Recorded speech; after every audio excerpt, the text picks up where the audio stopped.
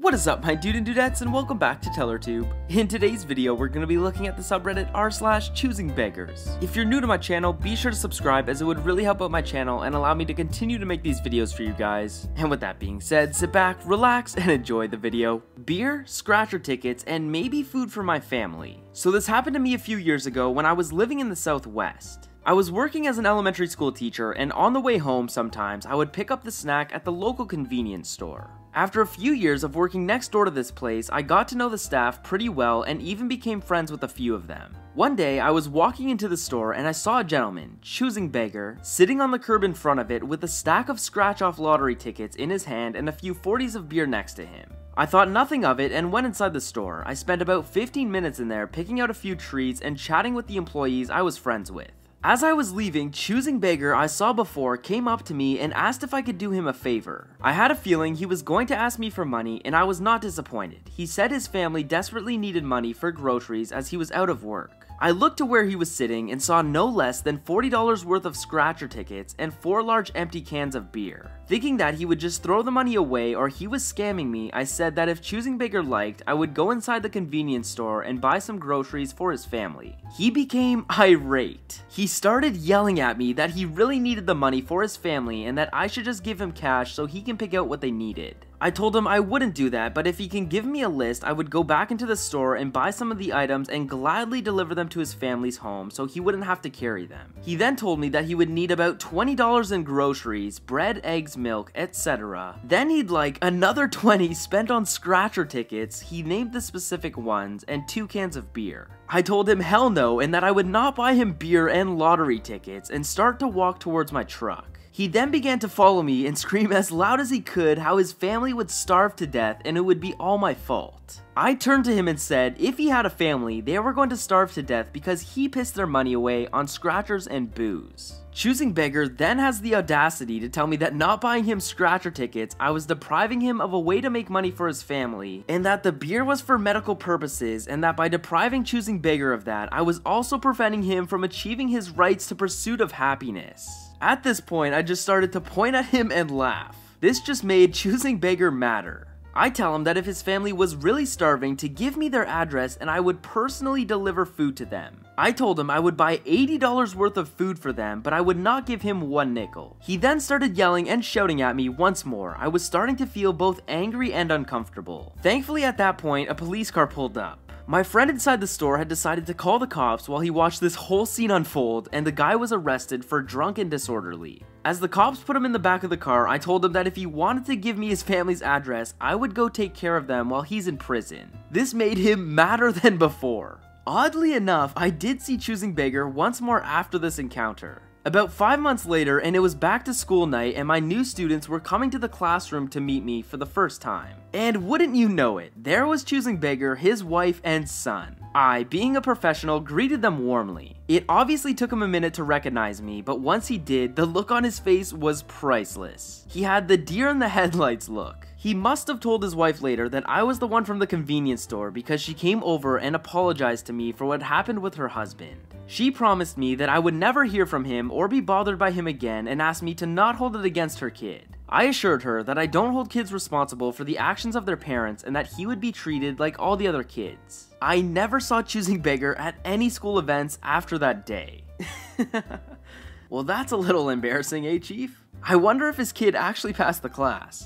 Choosing beggar mad cause we won't let her watch our TV plan for free. Never thought I'd be lucky enough to encounter a choosing beggar of my own. Well, I say my own, but this is between my mom and a friend of hers. Or is she more of an entitled people person? I guess she's a bit of both, but more on the beggar side. Heck, she wants so many things for free. This isn't a long story since it just happened. I don't know every single detail, but it gets the idea around.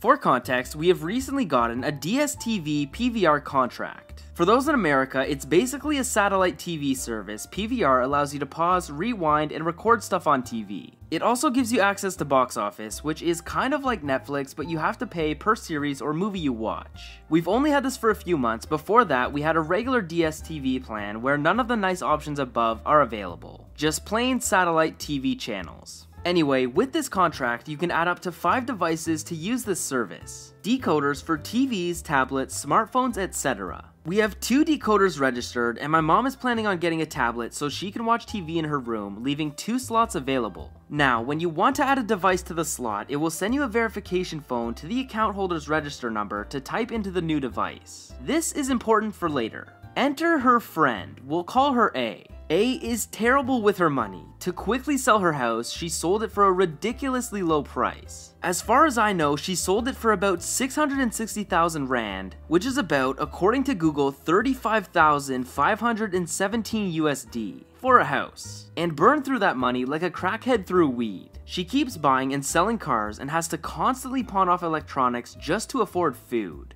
Apparently, she also pawned off her DSTV decoder. Not just that, they have about 5 pets, so don't ask me how they can afford appropriate food for all those poor animals. So here my mom is, watching TV, minding her own business, and texting A on WhatsApp, when out of the blue, A asked her if she could have a spot on her DSTV plan. Now, my mom is a sweet, caring, understanding person and is willing to help someone if they need it. I'm sure that she would have let A share a slot if she offered to pay for it, but no. She wanted it for free. But it won't even cost you anything, she'd say, even though my mom said no. In times like these, you should really be willing to help a friend out. I let my roommate's parents have a device slot when they visit after all, so why can't you? Because you're not family, my mom would reply. But we're friends. This went on for a few hours, completely unbeknown to me. See, I never liked A. I know she's been through a lot of stuff, but the fact that she constantly manipulates and harasses my mom is unforgivable. Anyway, my mom thinks the conversation is over when a few hours later she suddenly gets an SMS text message asking for a verification code. Then the WhatsApp text from A. What's the verification code? So apparently, my mom agreed to give her ID number to A long time ago at A's request, so she can be included in A's will. And the DSTV program uses your ID number as an account number to prevent multiple account fraud. This she-dog actually went ahead and without my mom's consent tried to add her device to our program. My mom, she was pissed.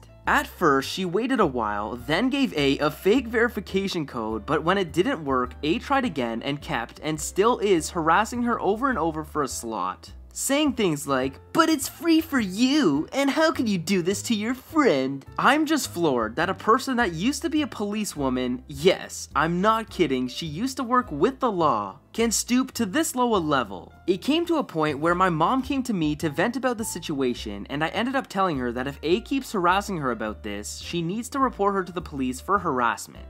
I mean, isn't it also against the law for someone to use your ID for a service without your consent too? Anyways, if any big updates happen, I'll post them here. If not, then hey, thanks for hearing about this crazy ex-cop lady that expects to get a TV streaming service for free. Shake my head. People these days.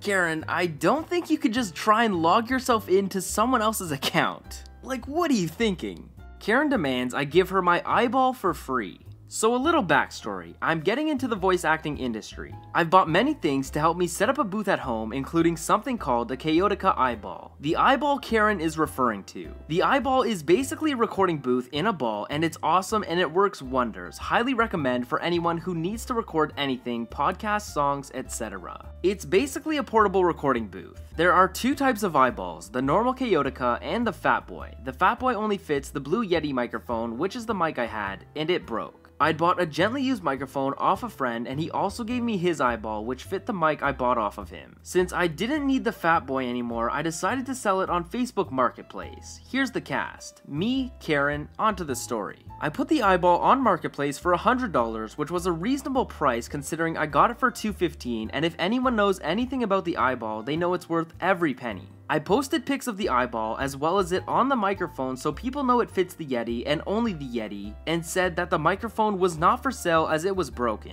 Couple days go by and I get a message from Karen. She said she would like to buy it for her son who can use it for his gaming channel. She also asked if the microphone came with it and was willing to pay extra. I told her the microphone was broken, I was just using it for scale to show it fits. She said that was fine and was still interested in the eyeball. Everything went great, we set up a time and place to meet.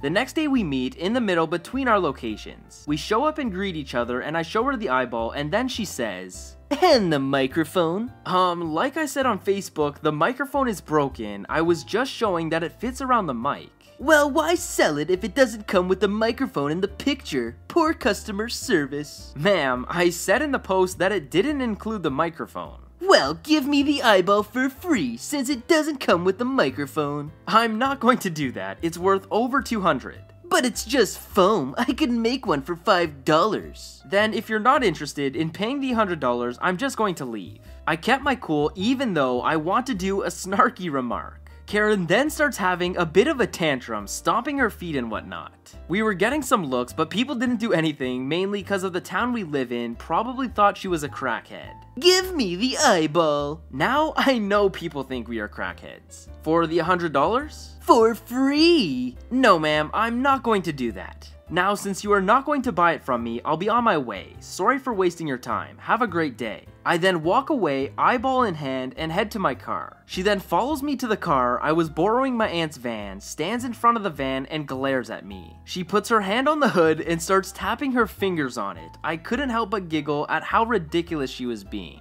I've met Karens before, but never one like this. I then get a buzzing on my phone. It's from Marketplace, someone asking if it was still available. I don't take it off until it's been given to the buyer. I replied with yes. The person responds with, if you can bring it to my place, then I'll give you $125. I was more than happy to do so. They gave me their address and I said I was on my way. I just had to deal with Karen. She was still standing there glaring me down, but God or whatever being that is out there was on my side that day. The car that was behind mine pulled out and I had a way out. I was thankful we met at a grocery store parking lot. Since she still had her claws on the car, I had to get her off and I didn't want her to fake an injury or anything. I honked the horn and she jumped. I then backed out and drove off. I took the long way to the person's house just in case she followed me. Mind you, my aunt has the same vehicle as every other mom in this town, so she could have mistaken any other one for me. But just to be on the safe side. I get to the person's house and the exchange went off without a hitch. They were more serious about the eyeball use and I appreciated that, plus I got a little extra for my troubles. Got home and blocked Karen. I'm so glad Karen didn't follow me, but wouldn't that be funny? She tries to follow me, but she starts following someone else with the same car as me and gets all the way to their house and then gets mad that it's not me and goes all Karen on them like she'd expect them to know where I live.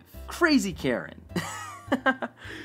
Oh man. But where's the microphone? It had a microphone in the picture. I want it for free now since all the trouble that you have caused. Anyways, I hope you guys enjoyed today's video. If you did, smash that like button as it would really help me out. Subscribe to my channel so you can stay up to date with my latest videos, and I will see you guys in the next video. Peace.